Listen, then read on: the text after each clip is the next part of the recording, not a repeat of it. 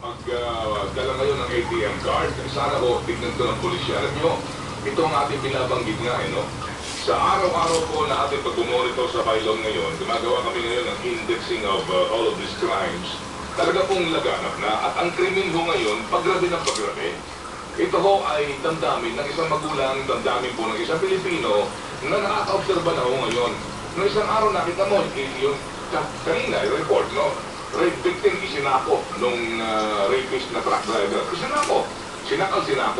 Araw-araw ho, yung salvaging, yung pugo-pulo, chap-chap, araw-araw na ho itong occurrence.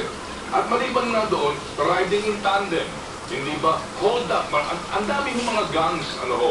Sabihin na ho natin yung mga minor de edad na yan. Pero ang punto ho talaga dito, ano ho ang nangyayari sa ating lipunan? Ating inuulit-ulit ang ating panawagan na pakikiusap sa gobyernong ito. Mr. President, bigyan niyo ng pansin to.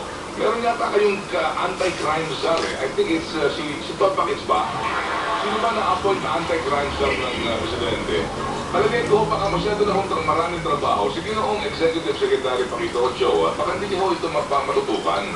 Bigyan niyo kami ng isang tao ho na ito ang kanyang papel, no? Pababain po itong crime rate na ito. At kasi ang pulis, sorry yung pero yung huli nilang informasyon warning eh. O, nagbabala ang mga pulis dahil daw sa posibleng pagtaas ng krimen kasi magpapasko. Ano ba yan?